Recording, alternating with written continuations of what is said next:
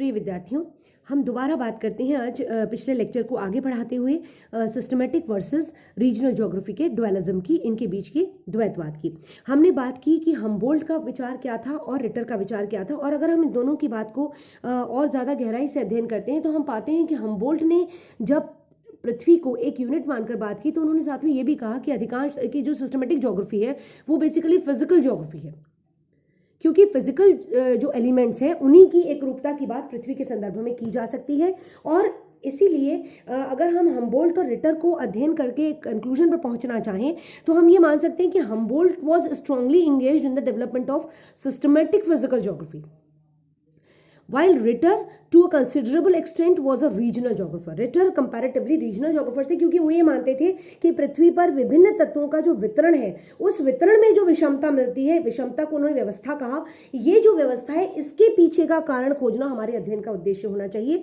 तो Ritter was a regional geographer giving weightage to man as an important component of the physical surroundings. Naturally जहां पर उन्होंने ये कहा कि मैन का अध्ययन भी होना चाहिए, मनुष्य का अध्ययन होना चाहिए अपने फिजिकल सराउंडिंग्स के साथ साथ। तो जब मानव का अध्ययन किया जाएगा तो निश्चित रूप से वो अलग अलग प्रदेशों में मानव की जो जीवन शैली है, मानव समुदायों का जो स्वरूप है वो अलग अलग मिलता है। ऐसे में प्रादेशिक अध्ययन इंपॉर्टेंट हो जाता है। अगर हम मानव को इंकॉर्पोरेट करते हैं भूगोल के अध्ययन में तो ऐसे में regional geography is a better approach. तो हमबोल्ट का जो रुझान है वो मोटे तौर पर जब वो फिजिकल ज्योग्राफी के संदर्भ में बात करते हैं तो सिस्टमेटिक ज्योग्राफी को सपोर्ट करता हुआ दिखता है, जबकि रिटर जब मनुष्य को उसमें शामिल करते हैं अध्ययन में तो उनका अप्रोच हमें रीजनल ज्योग्राफी की तरफ नजर आता है। अब कार्ल रिटर के बाद फर्डिनेंड वॉन रिश्तोफेन आए, जिन्होंने ज्योग्राफी को डिफाइन करने की कोशिश की। In his opinion the purpose of geography is to focus attention on the diverse phenomena that occur in relationship inter relationship on the surface of the earth. उन्होंने कहा कि भूगोल का जो पर्पस है, जो उद्देश्य है वो ये है कि पृथ्वी के धरातल पर जितनी भी विविधतापूर्ण फिनोमेना जो तत्व हैं उनके मध्य की अंतर संबंध का अध्ययन किया जाना चाहिए। ये भूगोल का उद्देश्य है। और इसके लिए इन्होंने कहा कि the methodology he suggested for the study of geography was that the elements of physical geography of a region be discussed and then the adjustment of man in that setting be examined. इन्होंने कहा कि methodology ये होनी चाहिए, जो विधि है, प्रविधि है भूगोल के अध्ययन की, वो ये होनी चाहिए कि फिजिकल ज्योग्राफी किसी क्षेत्र में फिजिकल एलिमेंट्स, फिजिकल तत्व, भौतिक तत्व किसी क्षेत्र में किस प्रकार से व्यवस्थित है, पहले उनका अध्ययन किया जाए और फिर ये देखा जाए कि मानव उन तत्वों के साथ किस प्रकार से सामंजस्य स्थापित कर रहा है। तो ये बात उसमें नजर आनी चाहिए। इस बात को उन्होंने बताया और इस तरह से रिश्तोफेन का क्योंकि वो विविधतापूर्ण तत्वों की व्यवस्था की बात करते हैं तो निश्चित रूप से वो अलग अलग प्रदेशों में अलग अलग मिलेंगे। तो ऐसे में जब हम रिश्तोफेन की बात की गहराई में जाते हैं तो हम पाते हैं कि रिश्तोफेन ने भी रीजनल ज्योग्राफी पर ज़्यादा जोर दिया, क्योंकि उन्होंने मैन एनवायरमेंट रिलेशनशिप की बात की है। मनुष्य को किसी भी फिजिकल सेटिंग में सामंजस्य किस तरीके से मनुष्य स्थापित करता है उसका अध्ययन करने की बात की है, इसलिए ये रीजनल ज्योग्राफी की तरफ झुके हुए दिखते हैं। और इन्होंने ये कहा कि regional geography must be descriptive to highlight the salient features of this region. और ये प्रादेशिक भूगोल जो है ये वर्णनात्मक होनी चाहिए ताकि उस प्रदेश की जो विशिष्टताएं हैं उनको मुखर किया जा सके, उनको इंगित किया जा सके, उनका वर्णन किया जा सके या उनको हाईलाइट किया जा सके। तो किसी प्रदेश की विशेषताएं तभी हाईलाइट हो सकती हैं जब उस प्रदेश का विस्तृत विवरण प्रस्तुत किया जाए। ऐसे तो ये नजर आता है कि रिश्तोफेन ने भी रीजनल ज्योग्राफी पर ज़्यादा जोर दिया। अब ज्योग्राफी जो डेवलप हुई, जबकि जनरल ज्योग्राफी के संदर्भ में उन्होंने ये कहा कि जनरल ज्योग्राफी जो है वास्तव में विश्व में, समस्त विश्व में किसी एक इंडिविजुअल तत्व, किसी एक तत्व विशेष की व्यवस्था या उसके वितरण को इंगित करती है। मतलब अगर हमें समस्त पृथ्वी के संदर्भ में वायुमंडल की बात करनी है या हमें समस्त पृथ्वी के संदर्भ में महाद्वीपों और महासागरों के वितरण की बात करनी है या उनकी व्यवस्था की बात करनी है तो हम सिस्टमेटिक अप्रोच को अपना सकते हैं। लेकिन अगर हमें मैन एनवायरमेंट रिलेशनशिप की बात करनी है जो कि भूगोल की आत्मा है और भूगोल का के अध्ययन का उद्देश्य है, तो हमें रीजनल ज्योग्राफी की ओर जाना पड़ेगा, ऐसा रिश्तोफेन का मानना था। अब हमबोल्ट, रिटर और रिश्तोफेन यूरोप में ज्योग्राफी के प्रणेता थे और अमेरिका में रट्जल जो है वो इस अप्रोच के साथ आया। रट्जल ने सिस्टमेटिक ज्योग्राफी की नींव रखी।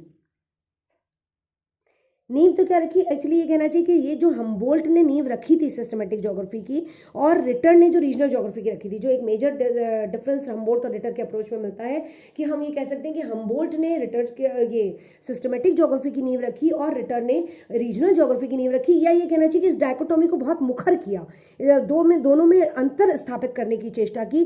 तो ऐसे में जब रटजिल आते हैं तो रटजिल ने ज़्यादातर डिडक्टिव मेथड को यूज़ किया है अपने अध्ययन के दौरान, और उन्होंने विभिन्न राष्ट्रों और की जो जातियां प्रजातियां जो मानव समुदाय हैं उनके लाइफस्टाइल को, उनकी जीवन शैली को कंपेयर करने का प्रयास किया है, और यही अध्ययन उनका प्रमुखता से मिलता है।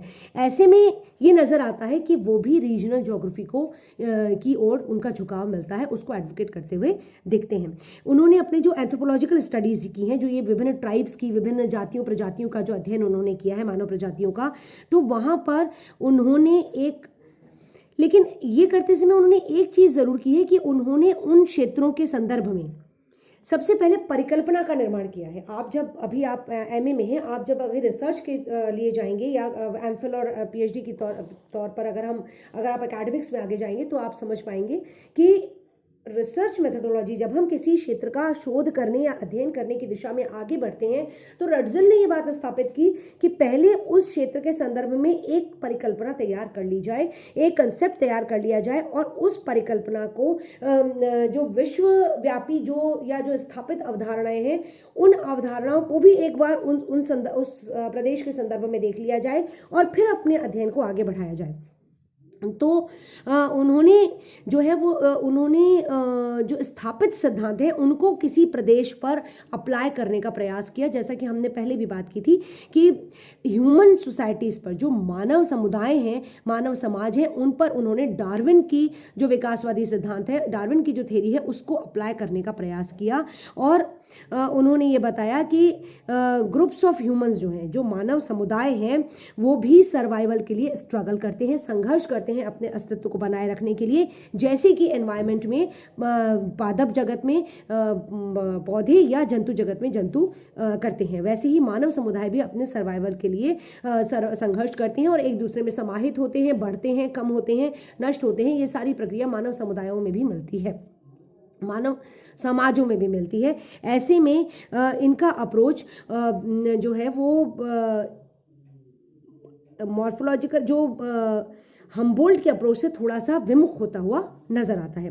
फिर रटजिल के बाद हैटनर हुए, जिन्होंने ये भी ये लीडिंग जर्मन स्कॉलर हुए, और इन्होंने रीजनल ज्योग्राफी को ही स्थापित करने का प्रयास किया। इन्होंने भी इस बात पर बल दिया कि regional geography is a better approach to study the geography as human being is also involve in this. जब मनुष्य का हम अध्ययन साथ में करते हैं तो उसमें रीजनल ज्योग्राफी इंपॉर्टेंट हो जाती है, क्योंकि किसी भी क्षेत्र का अध्ययन करते समय उस क्षेत्र में निवास करने वाला जो मानव समुदाय है, उसकी जीवन शैली, उसकी आर्थिक क्रियाएं, वो सब कुछ उस क्षेत्र के अध्ययन का एक अभिन्न हिस्सा होता है। उसके बिना उस क्षेत्र का अध्ययन परिपूर्ण नहीं हो सकता। और अगर हम ऐसा करते हैं, मानव को इनकॉर्पोरेट करते हैं, तो निश्चित रूप से हमें प्रदेशों का अध्ययन करना होगा, तभी हम उस क्षेत्र के संपूर्ण भूगोल का अध्ययन कर सकते हैं। इसलिए regional geography is more important approach to study the geography. अब ये सारी चीज़ें आई। उसके बाद विडाल डी ला ब्लाश जब फ्रांस में प्रमुखता से उभरे भौगोलिक चिंतन के क्षेत्र में, तो इन्होंने जो है वो भी स्पेसिफिक ज्योग्राफी की तरफ ध्यान दिया। फिर रीजनल ज्योग्राफी पर ही इनका कंसंट्रेशन ज़्यादा था। इन actual practice he efforts led to the development of the field of regional geography, which made the understanding of the particular and unique attributes the most cherished goal of geographical inquiry. उस क्षेत्र विशेष में किस प्रकार का स्वरूप या किस प्रकार का परिदृश्य डेवलप होता है, जब हम इसकी बात करते हैं तो ब्लाश के अनुसार यहाँ हम रीजनल ज्योग्राफी की ओर ही झुकते नजर आते हैं। पर ब्लाश ने एक कोशिश और की कि उन्होंने फिजिकल और ह्यूमन फैक्टर्स के बीच में एक कहना चाहिए कि सौहार्दपूर्ण संबंध स्थापित करने का प्रयास किया, और उसका अध्ययन करने की बात इन्होंने भूगोल में की। उनके अनुसार man and nature are inseparable. Blache ने थोड़ा सा इन ये जो डायकोटोमी में जो बहुत तीव्रता आ गई थी कि या तो आप रीजनल मानिए या आप सिस्टमेटिक मानिए, वो जो स्थिति हैटनर तक, रेटजेल और हैटनर तक आ गई थी, उस बात को ब्लाश ने थोड़ा सा समझौतावादी, थोड़ा सा माइल्ड करने का प्रयास किया, थोड़ा सा सौहार्दपूर्ण करने का प्रयास किया, और उन्होंने कहा कि man and nature are inseparable. मानव और प्रकृति जो है वो अभिन्न है, उनको अलग अलग नहीं किया जा सकता। And it is not possible to distinguish the influence of man on nature from that of nature on man. हम इन चीज़ों को अलग अलग नहीं कर सकते अध्ययन कि मानव पर पर्यावरण का क्या प्रभाव है और पर्यावरण का मानव पर क्या प्रभाव है। ये दोनों जुड़ी हुई चीज़ें हैं, और निश्चित रूप से जब हम इसका अध्ययन करेंगे तो हम रीजनल ज्योग्राफी की ओर उन्मुख होंगे ही। द टू इन्फ्लुएंसेस फ्यूज, ये सब एक दूसरे पे ओवरलैप करते हैं, ये बात इन्होंने कही। बाद में इन्होंने ये भी बात कही, he argued for regional geography and against systematic geography as the core of the discipline. उन्होंने कहा कि भूगोल का जो मूल विषय वस्तु है वो रीजनल ज्योग्राफी होना चाहिए, सिस्टमेटिक ज्योग्राफी नहीं होना चाहिए। और इस पर बल देते हुए उन्होंने रीजनल ज्योग्राफी को स्थापित करने का प्रयास किया।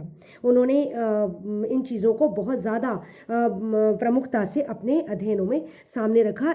ही advised geographers to carry out research in folk museums and collections and to investigate agriculture equipment which had been used in the past in order to study the individuality of development of the region. यहाँ इनका historical approach भी मिलता है। आगे की बात हम next lecture में करेंगे।